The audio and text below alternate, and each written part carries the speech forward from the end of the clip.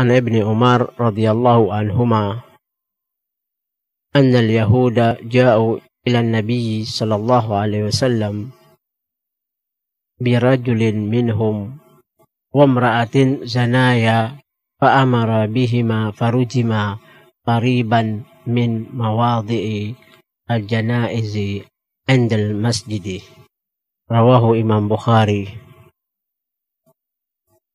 Tetapi yang afdol adalah mensolati jenazah di luar masjid, di tempat yang disediakan untuk sholat jenazah, bagaimana hal itu dilakukan pada masa Nabi SAW, dan itu yang lebih sering dilakukan oleh beliau. Dari Ibnu Umar radhiyallahu anhuma, bahwasanya orang-orang Yahudi datang kepada Nabi SAW membawa seorang laki-laki dan wanita dari mereka yang berzina. Maka Nabi SAW memerintahkan agar keduanya dirajam. Maka dirajamlah keduanya di tempat yang dekat dengan tempat jenazah di sisi masjid. Riwayat Imam Bukhari. An Abu Hurairah radhiyallahu anhu anna Rasulullah sallallahu alaihi wasallam anna an-Najashiyya fil yawm alladhi mata fihi wa kharaja ila al-musalla fasaffa bihim wa kabbara arba'an. Muttafaqun alaih. Dari Abu Hurairah radhiyallahu anhu bahwasanya Rasulullah sallallahu alaihi wasallam menyampaikan berita kematian Najasyi di hari saat dia meninggal. Beliau keluar ke tanah lapang, menata sahabat dalam shaf mereka dan bertakbir 4 kali. Muttafaqun alaih.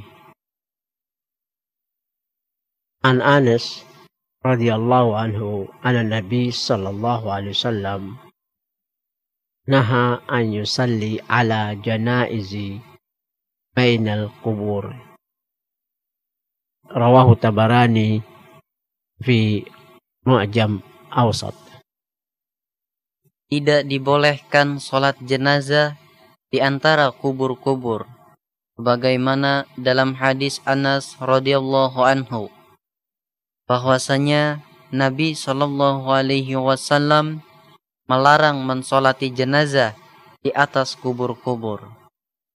Riwayat Imam At-Tabarani, dan dihasankan sanadnya oleh Syekh Albani. An Aisyah zawj Nabi sallallahu alaihi wasallam radhiyallahu anha lamma tawaffa Sa'd ibn Abi Waqqas arsala azwaj Nabi sallallahu alaihi wasallam an yamurru bi janazatihi fil masjid fayusalliyani alaihi fafa'alu fawaqafa bihi ala hujrihinna yusallina alaihi akhraja bihi min babil janaizi alladhi kana ila al-maqaidi fabalaghunna an-nas abu dhalika wa qalu ma kanat janaizu yadkhulu biha al-masjid fabalagha dhalika Aisyah zawj Nabi sallallahu alaihi wasallam qalat ma asra'a an-nasu ila an yu'ayyibu ma la ilma lahum bihi fa'abu alaina an ya'mura bi janazatin fil masjid wa ma shalla Rasulullah sallallahu alaihi wasallam ala Suhaili ibni Baydha'in illa fi jawfil masjid. Rawahu Imam Muslim. Dibolehkan mensolati jenazah di masjid. Dari Aisyah radhiyallahu anha, ia berkata, ketika Sa'ad bin Abi Waqqas wafat, para istri Nabi sallallahu alaihi wasallam menyuruh orang-orang agar mereka melewatkan jenazahnya ke masjid, sehingga para istri Nabi SAW bisa mensolatinya. Maka kemudian orang-orang melakukannya. Dihentikan jenazahnya di depan kamar-kamar para istri Nabi SAW, sehingga mereka mensolatinya. Dikeluarkan jenazahnya dari pintu janaiz yang mengarah ke tempat duduk orang-orang. Maka sampailah berita kepada para istri Nabi SAW bahwa orang-orang mencela hal itu dan mengatakan, tidak pernah sebelumnya jenazah dimasukkan ke dalam masjid. Maka sampailah hal itu kepada Aisyah, sehingga dia berkata, alangkah cepatnya manusia mencela sesuatu yang tidak punya ilmunya. Mereka mencela kami karena dilewatkan jenazah di dalam masjid. Padahal tidaklah Rasulullah SAW mensolati Suhail bin Baidha, melainkan di dalam masjid. Riwayat Imam Muslim. An Abdurrahman bin Abi Layla qala kana Zaid ibn Arqam yukabbiru ala janaizana arba'an wa annahu kabbara ala janazatin khamsan fasa'altuhu faqala kana Rasulullah sallallahu alaihi wasallam yukabbiruha. Rawahu Imam Muslim. Adapun takbir yang 5 kali, maka berdasarkan hadis Abdurrahman bin Abi Layla, dia berkata, biasanya Zaid bin Arqam bertakbir 4 kali pada jenazah-jenazah kami. Suatu saat dia bertakbir 5 kali pada jenazah. Aku bertanya kepadanya tentang hal itu, maka dia menjawab, Rasulullah SAW pernah melakukannya. Riwayat Imam Muslim. An Abdullah bin Ma'qil anna Aliyan radhiyallahu anhu shalla ala Sahl bin Hunayf fakabbara alaihi sittan thumma altafatta ilaina faqala innahu min ahli badr. Rawahu Hakim fil Mustadrak wa Imam Bahaqi. Adapun takbir yang 6 dan 7 kali, maka diambil dari asar-asar yang mauquf, tetapi memiliki hukum yang marfu, karena sebagian kibar sahabat melakukannya di hadapan banyak para sahabat, tanpa ada satupun dari mereka yang mengingkarinya. Dari Abdullah bin Ma'qil, bahwasanya Ali bin Abi Thalib mensolati jenazah Sahl bin Hunayf, maka dia bertakbir 6 kali. Kemudian dia menoleh kepada kami seraya berkata, dia adalah Badri, pengikut perang Badar. Riwayat Imam Al-Hakim. Dalam Al-Mustadrak dan Imam Al-Baihaqi dalam Sunan Al-Kubra, dan disahihkan sanadnya oleh Syekh Albani.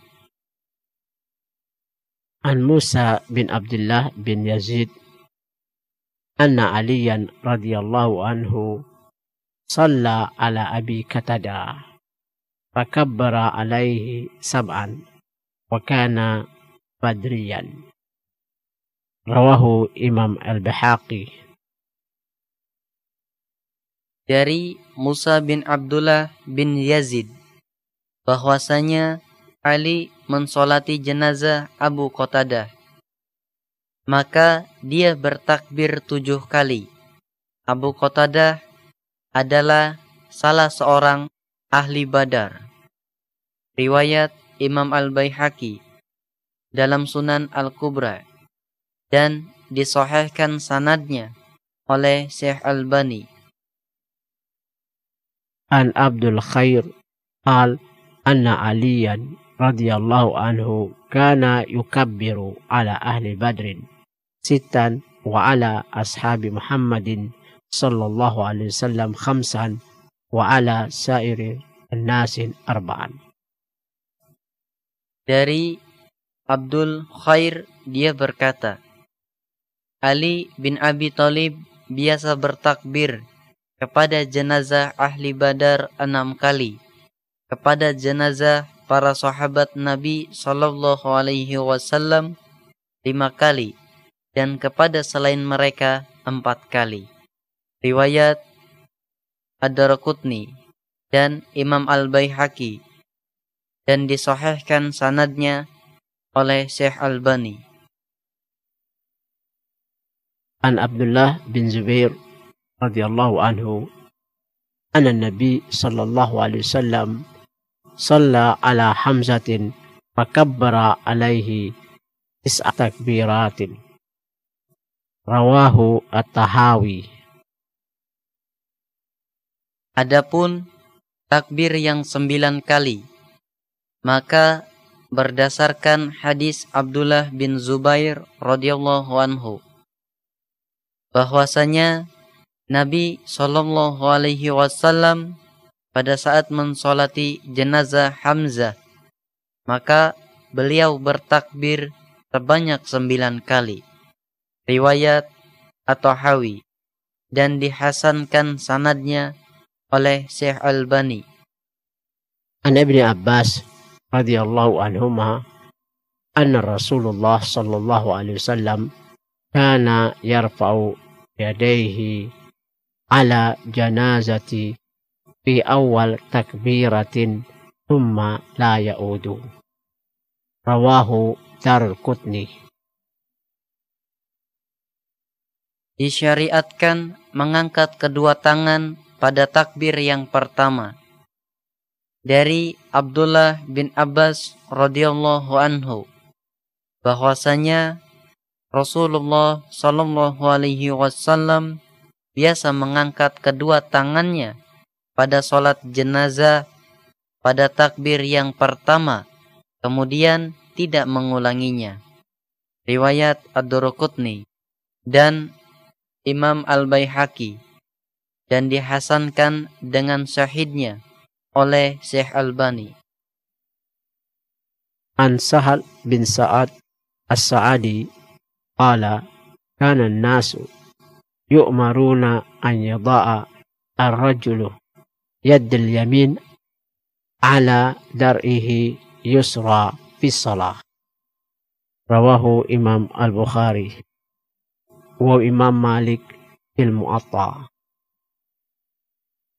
Kemudian meletakkan tangan yang kanan di atas punggung telapak kiri, pergelangan tangan, dan lengan bawah, kemudian diletakkan di atas dadanya. Dari Sahal bin Sa'ad, dia berkata, orang-orang pada zaman Nabi sallallahu alaihi wasallam diperintahkan agar meletakkan tangan kanan di atas tangan yang kiri di dalam solat. Riwayat Imam Bukhari dalam Sahihnya dan Imam Malik dalam Al-Muwatta. An Talha bin Abdullah bin Auf qala sallaitu khalfa ibni Abbasin ala janazatin faqara'a bi fatihatil kitab wa surata wa jahara hatta asma'na falamma faragha akhadtu biyadihi fasa'altuhu faqala innama juhirat li ta'lamu annaha sunnatun wa haqqun. Rawahu An-Nasa'i. Sesudah takbir yang pertama membaca Al-Fatihah dan surat. Dari Talha bin Abdullah bin Auf, dia berkata, Aku sholat jenazah di belakang Ibnu Abbas. Maka dia membaca Fatihatul Kitab dan surat dengan keras sampai terdengar kepada kami. Setelah selesai, aku pegang tangannya dan aku tanyakan kepadanya. Maka dia berkata, "Aku keraskan agar kalian mengetahui bahwa ini adalah sunnah dan hak kebenaran." Riwayat An-Nasa'i, dan disahihkan sanadnya oleh Syekh Albani. Adapun bacaan Al-Fatihah saja diriwayatkan oleh Imam Bukhari dalam Sahih.